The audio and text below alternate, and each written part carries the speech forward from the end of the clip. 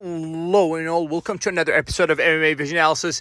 UFC 315 right around the corner, headlined by welterweight champion Belal Muhammad, obviously against challenger Jack Dilla. Aside from that, obviously Belal doing the media rounds heading up to UFC 315, had some comments to make, but it's not in regards to his opponent UFC 315 Jack Dilla. It's in regards to former welterweight champion Kamaru Usman. Apparently, there was an episode that was never released a few months back, if I'm not mistaken. We did hear something about it at the time. It wasn't. To the point where the details of the incident were obviously spoken about, like the way that Belal is talking about him openly now. We're going to talk about Belal's comments in regards to former welterweight champion Kamaru Usman and the verbal / physical, I guess, altercation that they had in that unreleased podcast episode. Obviously hosted by Kamaru Usman and Triple C Henry Cejudo. We're going to talk about this feud. Before getting started, make sure to like, subscribe, click that notification to get all of this that is new from this channel, your channel, one and only MMA Vision Analysis.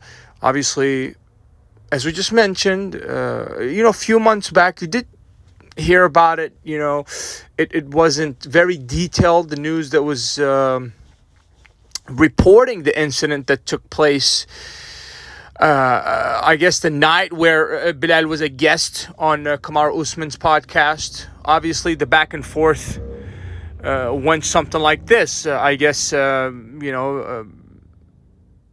something about somebody being head kicked and, Kamaru Usman saying that he's still right there, and Belal replying that he took the head kick better than he did, and one thing leads to another, as they always say.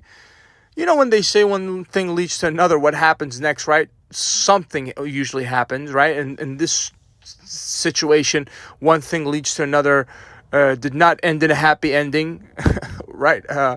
It was actually anticlimactic ending, I would assume, for whoever was present during that altercation. I would assume it's Triple C, Kamaru Usman, obviously, and Belal Muhammad.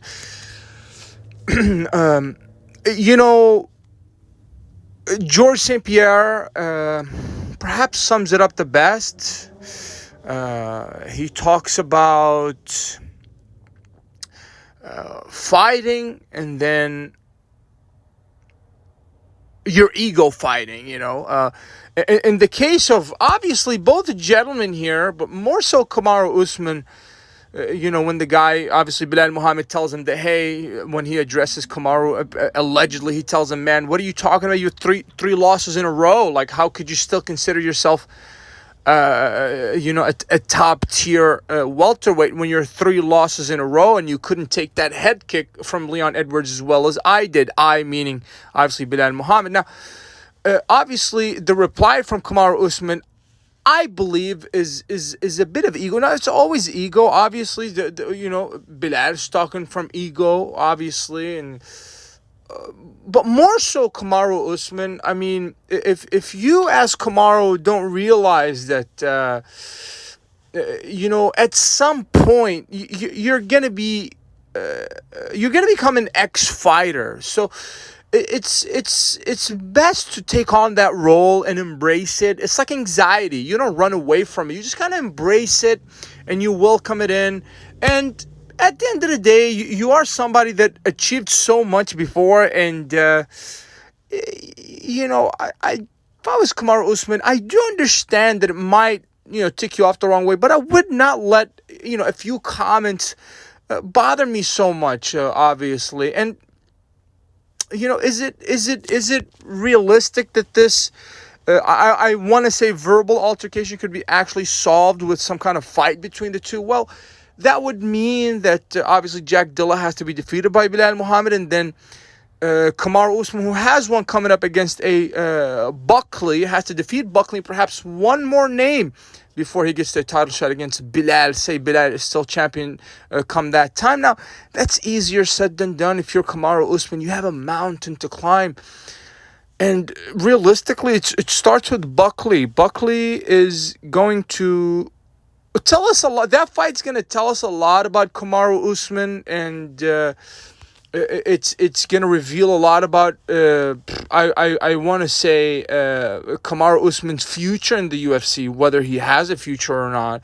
Obviously, he's taking on an analyst role.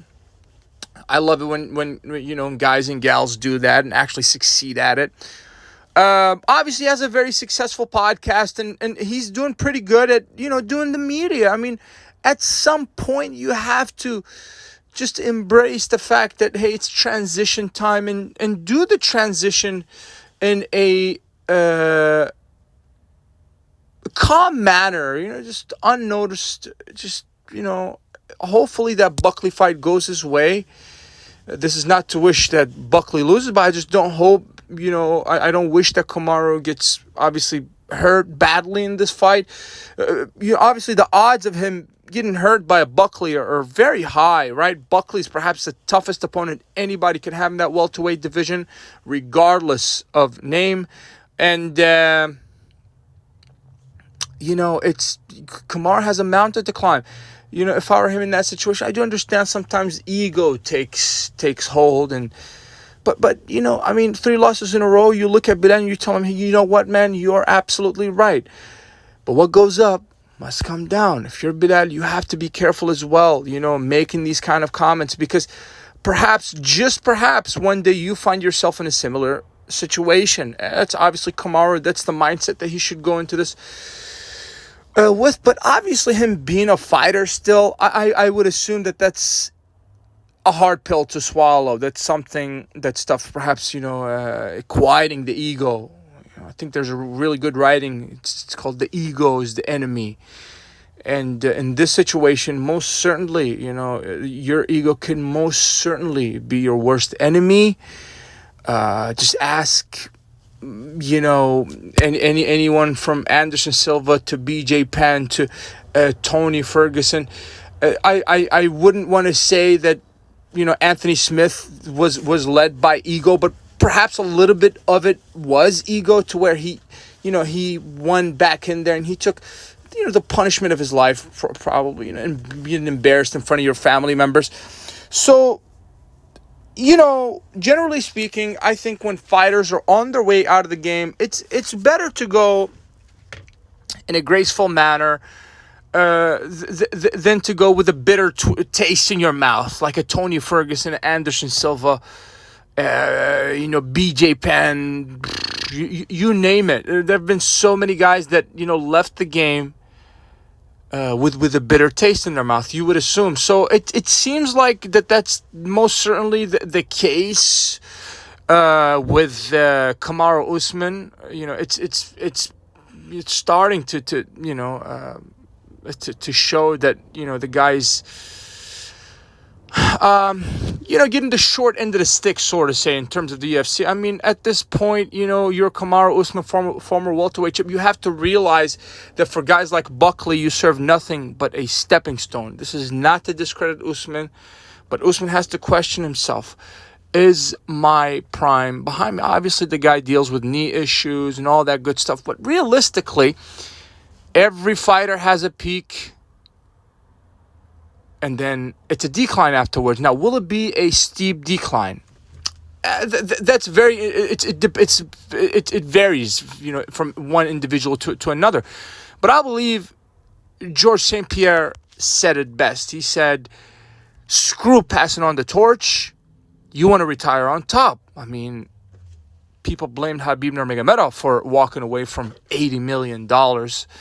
You could see why. Legacy is worth much more than the millions. If you made it this far, appreciate you for sticking around. Please let me know what you think in the comments. Like, subscribe for more.